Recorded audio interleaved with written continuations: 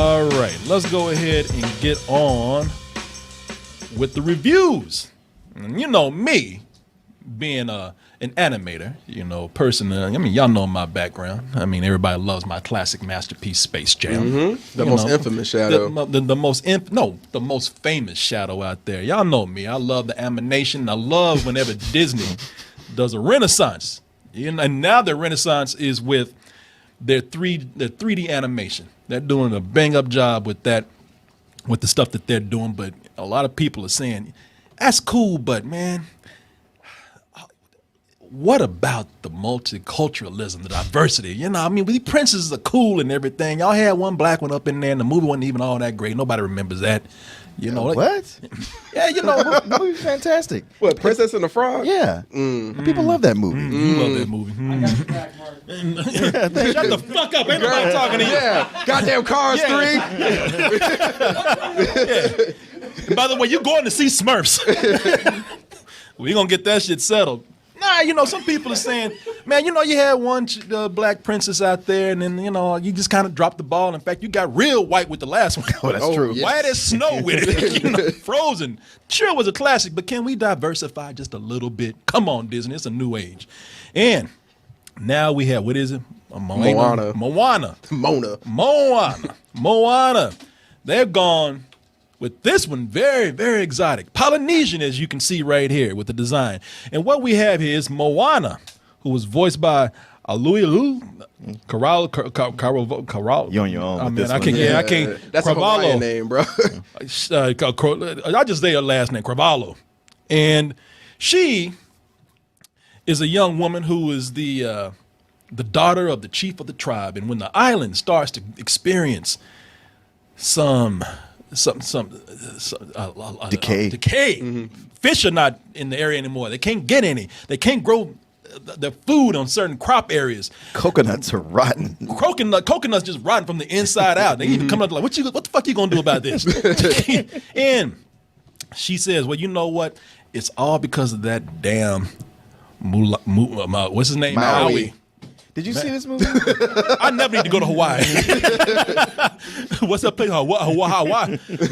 Maui, voiced by Dwayne Johnson, The Rock.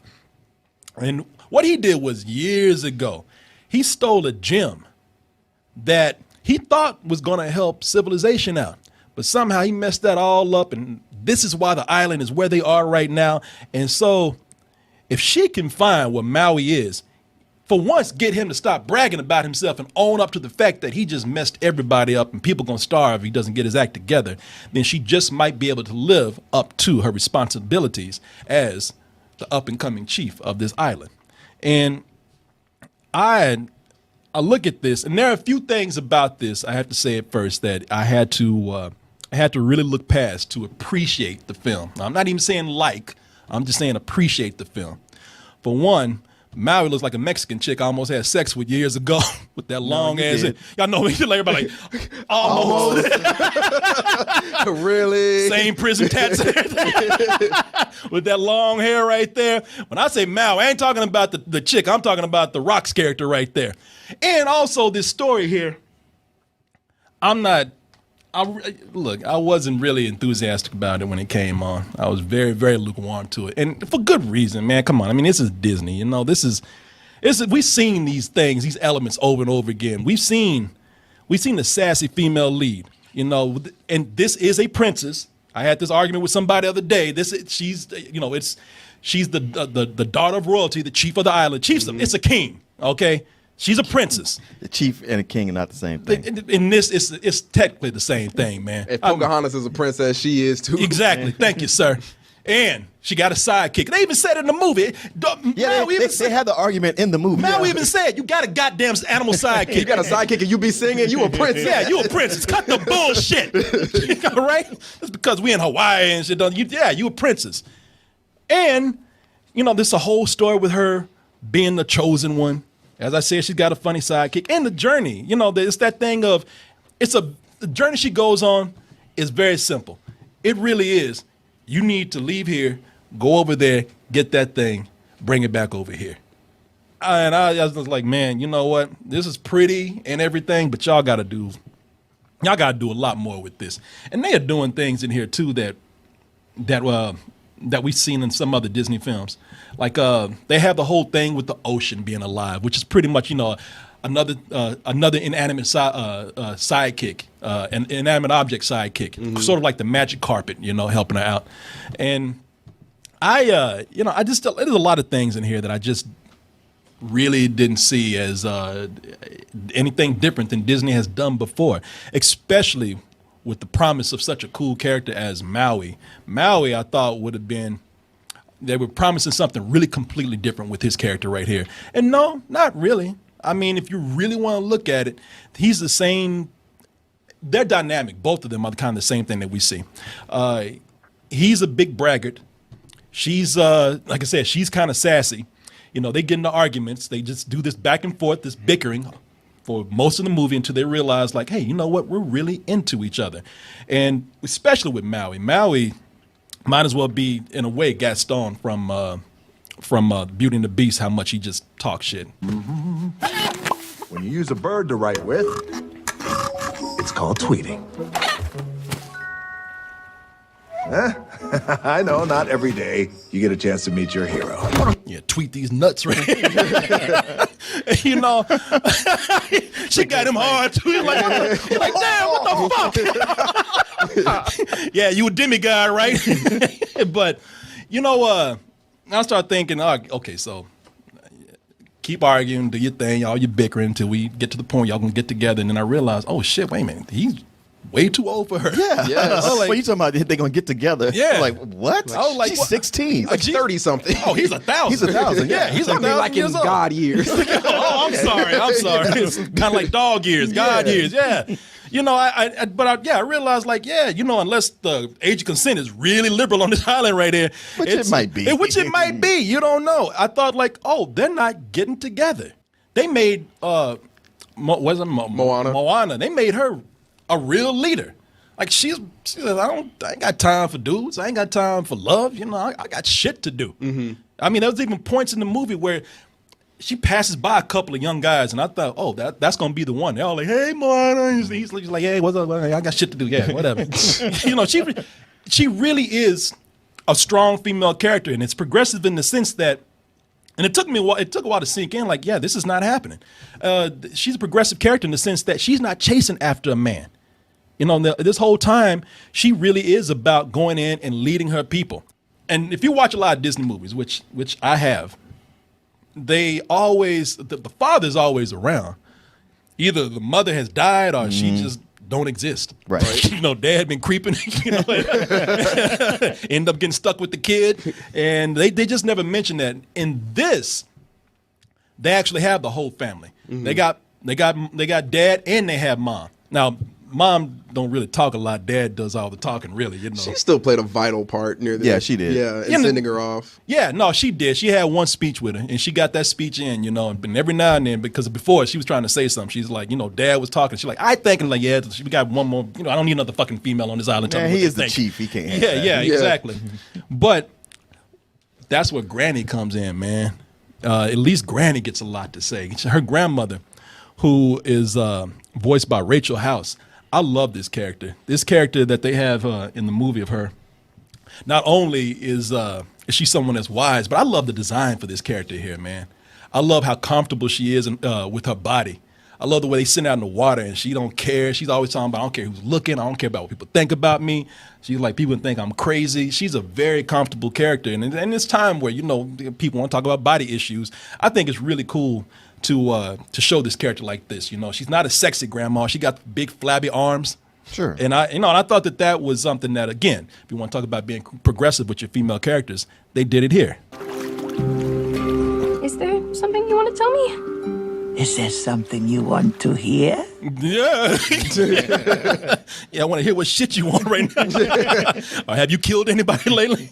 Yeah, that's the same woman that was chasing the kid in the Hunt for the Wilder People. This woman that's doing the voice. Oh, that's her? Yeah. Oh, the cop. wow. Yeah, that's the same woman that's doing that voice. She's not that old, but her voice work. Her voice that. sounds completely different. Yeah, and I love how Granny was down with the youth. She got a back tattoo and everything. You know, Well, everybody's got tattoos. Yeah, Everybody was tatted up in this, man. But you know, she probably still going around the island fucking young dudes. People I don't know. Yeah, Granny, because she still kind of got it, man. I love how they flip things with the sidekick. Like throughout the trailer, you keep seeing that pig, and everybody thinks like, oh, that pig, that pig is so cute, sell a lot of toys, gotta be the sidekick, right? And they're like, They no. said, fuck that pig. No, they said, Exactly. fuck that pig. They said, we're gonna eat that pig. No, I love that. Instead of giving her a cute pig sidekick, they gave her a stupid ass chicken. You know, that chicken right there. His eyes never look at the same. His eyes never look in the same. He's like Bill the cat. It was funny because that chicken is dumb as fuck in this movie, man. I was almost offended what they did because I said that chicken is mentally challenged, man. You know, y'all shouldn't do that. Y'all should just go ahead and make a Chick-fil-A sandwich out of him, put his out of his misery. Would you eat that chicken? Yeah, I feel like you catch something. Yeah. Bird flu or Zika, something crazy. Yeah, you would catch retardation with that I'm chicken. sorry, Mr. Coleman, but you have polio from this chicken. We've never seen this before. Yeah, you know it's it's so funny, man. That chicken is it is the dumbest in the funniest way, in the nicest way. It is the dumbest character that Disney, our sidekick that Disney has ever created. I don't even know. Like we always say, I don't know how this chicken is alive. Like when they put food down for that chicken, he starts pecking in the wrong spot. The ground. Yeah. You have to move him to the food. Yeah, they gotta guide him to food. There you go. I love the whole time. Like the animation is great. Martin's right. His eyeballs he's got like chameleon eyes. They can never stay in the same spot. And the guy that does the voice work on that, or the clucking, is again easiest paycheck. They got this Alan Tudyk. Oh, jeez. Wow. They actually got a celebrity actor to come in and just go. Firefly checks ain't coming in like they used to. He's like, I'll take it. I'm a chicken. I'll take it. But it's you know, I like that what they've done with the characters here, but it's really the design of the movie that I think it's that's almost a character in itself right there. I was getting messages from a guy named Masick today, who's an animator also. Oh, yeah. And he's mad about this movie. He was saying another 2D project that Disney pussied out on and decided to make 3D. And they did have a bunch of tests for this movie, a bunch of pencil tests, where they were going to go the 2D route with this. They were going to go back and try to do some. Go back to their roots with this. I know that at one point they've been talking about this is going to be the movie that we're going to bring out, and it's going to be a big event film because we're finally doing a big 2D feature. And while I love 2D animation, this was not the project to do that with. Well, from what I was reading, it was the same guys who did The Princess and the Frog who started this. And they started it years ago. They tried to get off the ground. Oh, yeah. And it was that point where they just realized with the backgrounds and with the animation they want to do with water, like that was what it's Yeah. like this is going to work better in 3D than it will in 2D. Just yeah. to get the water, to get the best impact from it, this is the way you got to go. Yeah, exactly, Martin. But and the culture is what is adding a lot to this design too. They do some amazing action set pieces with by bringing in the Polynesian culture. There's a point where they have to fight these coconut people, these little coconut people, and they wouldn't have been able to do this design if they did not place this movie within this culture. It's really inspired. Kakamora. Kako, what? They're kind of cute.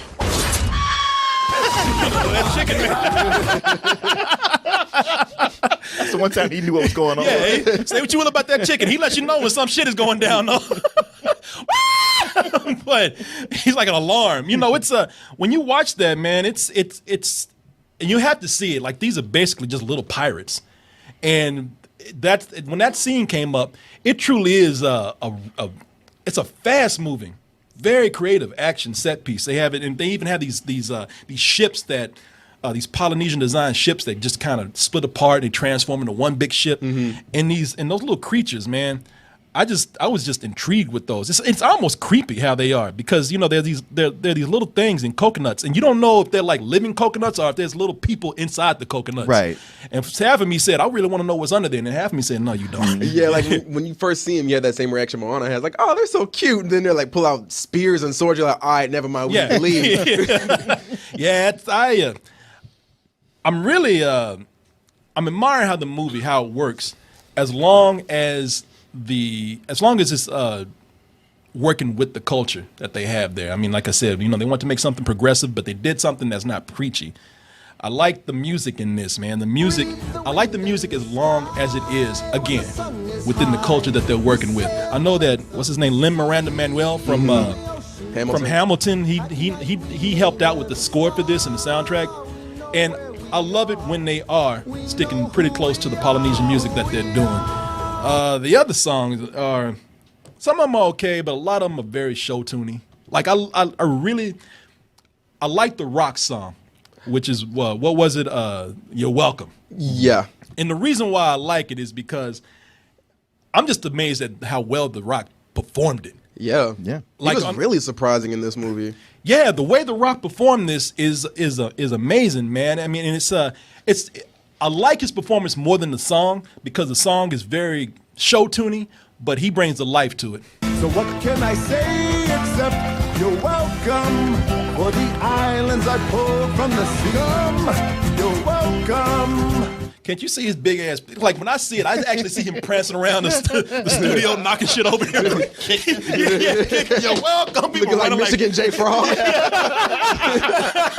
people running like Godzilla's attacking and shit. We have to lock him in here when he does this song. He gets out of control. You're welcome. You're welcome. Fuck, everybody get out of here. Yeah, when he's done, things are on fire and there's water coming out of the wall. Yeah, they tranquilize so him. you guys want to do another take on that? You just see the studio crumbling. You're welcome.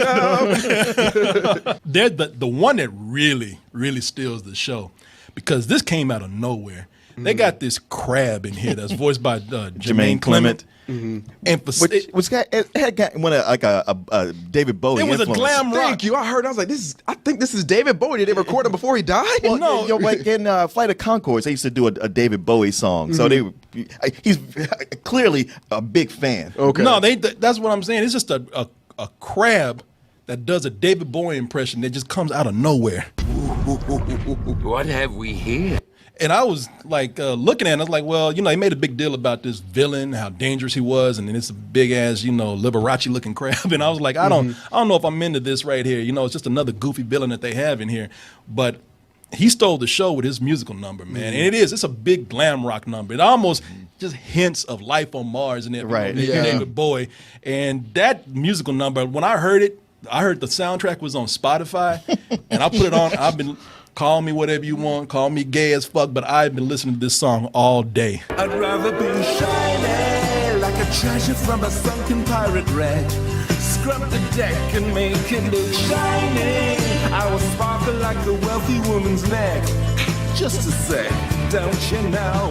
I was like, it's like, okay, this is weird. This just came out of nowhere. It don't fit within anything except for the fact that he just loves shiny things and is kind of glam himself. But that number just stopped. And I thought that, man, this is the best song. It's Disney, their best songs are the ones where when you're watching the movie, you just stop and get wrapped up in it and you catch yourself grooving with it. You know, and that was the number right there, man. I haven't enjoyed a song like this since Prince Ali from Aladdin. Okay. The villain in here, the big one, if you want to call it the final boss, is, I don't think it's that big of a deal. It's just a big Dude, Dormammu. big just a big lava monster, except it's touching the resolution that they have with that. I will say that. But that was the other thing.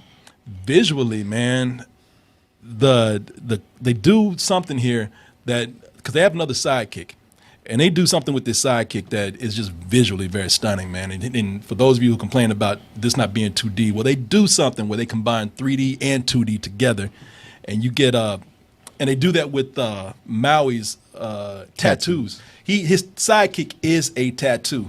And the whole time, the tattoo's just dancing around his nipples, and you know it's 2D on 3D.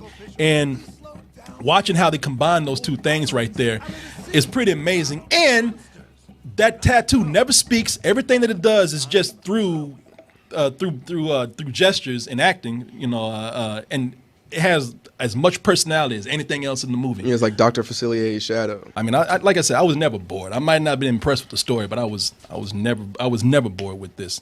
And yeah, so I would give this a full price, man. I really did. I love this movie. I don't know if it's my one of my favorite Disney movies, but it's the one that I probably admire the most because it is the one, given this day and age where they have progressed with this, it is currently the most different movie that they've done so far. We'll see how that changes. We'll see when they take that animated movie to Africa and see when they make that. Yeah, we'll see. They're doing other cultures. We'll see if they'll touch Africa one day. What'd you give it? Oh, with this movie, I give it a solid full price. It's, again, like I said, it feels like it's taking old tropes that we know, and again, Disney is great about that. They make everything feel fresh, they make everything feel new, but still familiar. And with this, the incorporation of the culture, them actually throwing the ocean in there and having it be a character on its own, and even like we said, they threw in a different sidekick that we haven't seen before, someone that's basically not even really there to assist, like a magic carpet or Olaf in Frozen. So, yeah, you mean me? Solid full price. I got you, Corey. Mark. Yeah, besides being one of my favorite Disney movies, this is actually one of my favorite movies this year. It's in my top 3. We're seeing so much now and better stuff that I'm just trying to get through it all. And I almost took some time out today to go see it again. I'm gonna give it a better than Sex.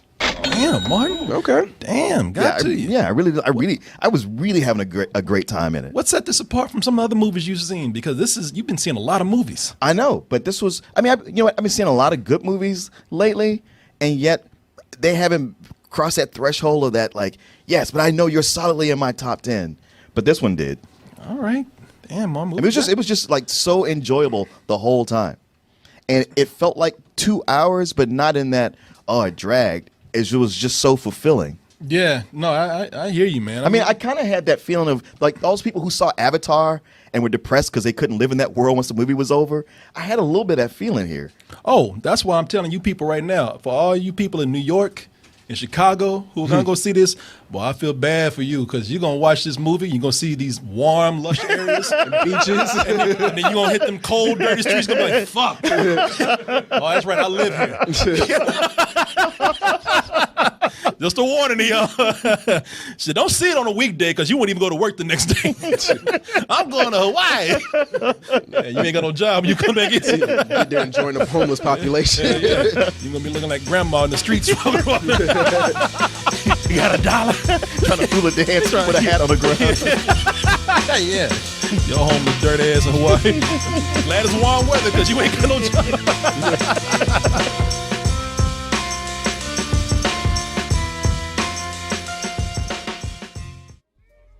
GameFly brings to your house, to you, over 8,000 new releases and classics that are available to rent, or you can buy them for almost every system out there, current and some old systems. Like I said, man, I've been trying to put my GameCube back to work for years. GameFly has given me an excuse to do that. And you can even try 30 days for free by typing in gameflyoffer.com/doubletoasted. And when you do that, you'll get 30 days for free of games and movies. Get all those things, all of them at once. Just stay in the house. Don't go nowhere because they're all going to get brought right to your mailbox.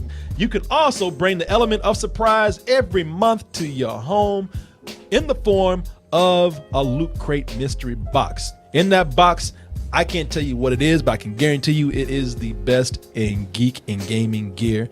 Some people say it's like having Comic-Con brought right to your home. You don't have to leave the house for nothing. You're getting all kind of stuff. And everybody likes a little surprise every month. Just a little bit.